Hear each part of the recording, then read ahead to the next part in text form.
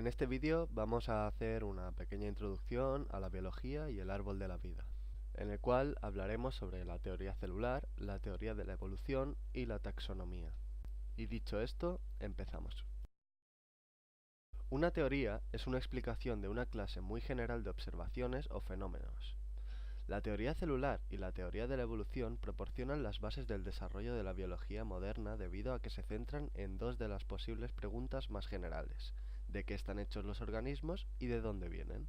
El gran avance inicial de la biología, la teoría celular, surgió tras 200 años de trabajo.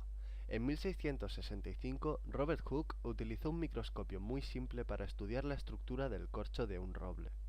El instrumento aumentaba los objetos solo 30 veces, pero permitió a Hooke ver pequeños compartimentos similares a poros que eran invisibles para el ojo humano.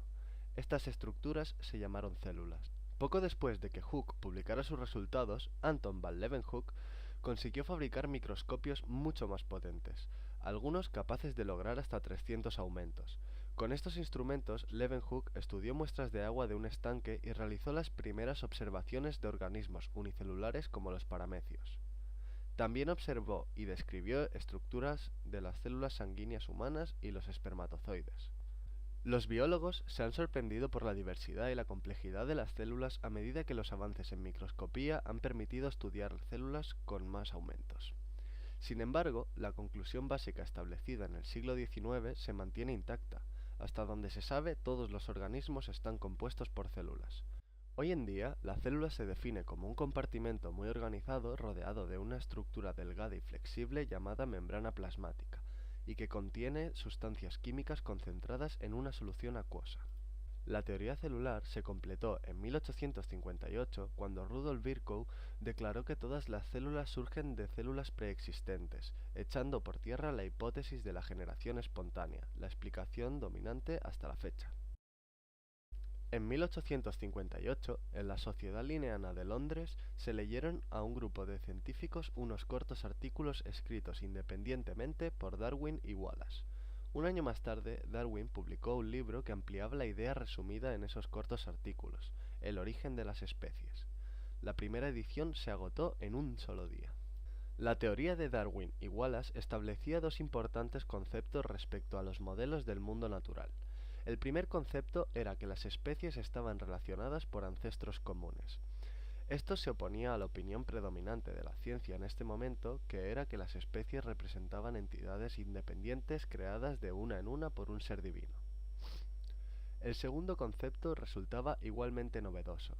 En lugar de aceptar la hipótesis popular de que las especies permanecen inalterables en el tiempo, Darwin y Wallace proponían que las características de las especies pueden cambiar de generación en generación. Darwin denominó a este proceso como descendencia con modificación. Evolución significaba, por tanto, que las especies no son unidades independientes e inalterables, sino que se relacionan entre sí y cambian en el tiempo. Esta parte de la teoría de la evolución no era original de Darwin y Wallace, puesto que varios científicos habían llegado antes a las mismas conclusiones acerca de las relaciones entre especies. El gran mérito de Darwin y Wallace fue proponer el proceso de la selección natural como el mecanismo que explica cómo sucede la evolución. La selección natural actúa sobre los individuos, pero el cambio evolutivo solo afecta a las poblaciones. Si ciertos rasgos heredables conducen a un mayor éxito en la producción de descendencia, entonces estos rasgos se hacen más frecuentes en la población a lo largo del tiempo. De este modo, las características de la población cambian como resultado de la selección natural sobre los individuos.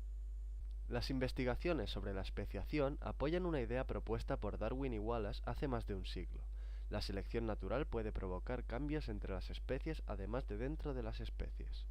Las conclusiones ampliadas son que las especies derivan de especies previas y que todas las especies, pasadas y presentes, comparten un único ancestro común. Si la teoría de la evolución por selección natural es válida, los biólogos deberían ser capaces de reconstruir un árbol de la vida.